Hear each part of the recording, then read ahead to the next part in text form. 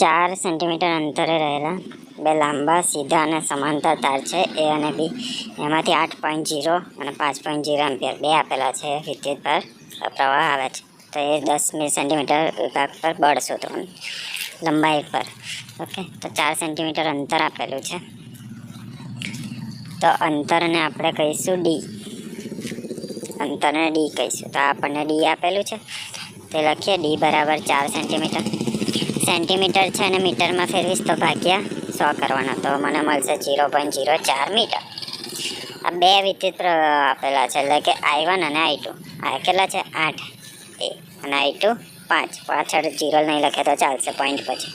લંબાઈ આપી દીધી છે કેટલી? 10 સેન્ટીમીટર. એને પણ મીટરમાં ફેરવીશું.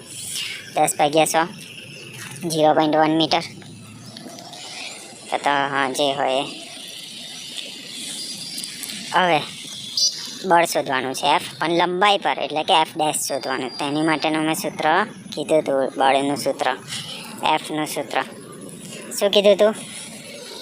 કે μ0 I1 I2 છેદમાં 2πd. એ લખી દો.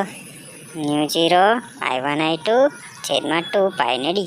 μ0 મેં ફોર્મ્યુલામાં લખવાનું ભૂલી ગયો હતો, તમને લખી દેજો સાઈડ પર. તો μ0ની વેલ્યુ છે 4π.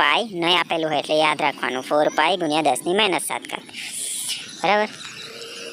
તો μ0ની જગ્યાએ શું લખવાનું? 4π ગુણ્યા 10⁻⁷. ગુણ્યા I1 કેટલા છે? 8. ગુણ્યા I2 કેટલા છે? 5. છેદમાં 2π એવા લખી દઈએ. d કેટલા છે? 0.04. પાઈ ઉડી જશે. હવે આપણે કેલ્ક્યુલેશન કરીશું આ બધાનું. ઉપર 10ની સિવાય, એટલે કે 4, 8, 5. આ 3નો ગુણાકાર કરીએ પહેલાં. 4 ગુણ્યા 8 ગુણ્યા 5. 4 ગુણ્યા 8 ગુણ્યા 5 મને મળે છે 160. 160 લખી દીધું. 10 વાળું એવું ને એવું. છેદમાં 2 ગુણ્યા 0.04. એનું પણ કરી લઈએ. 2 ગુણ્યા 0.04 0.08 મળે છે.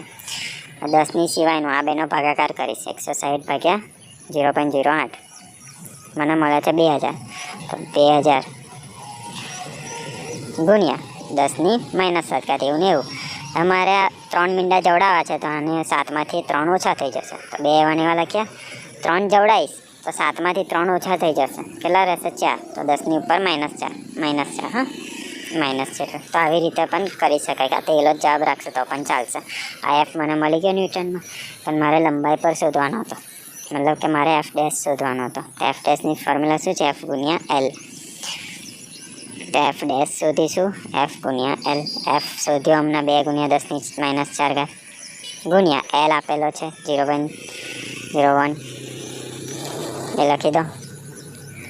0.01. બરાબર? 10 વાળું સાઈડ પર રાખ્યા. બેનો ગુણાકાર કરીએ. 2 ગુણ્યા 0.01 0.02 આવે છે.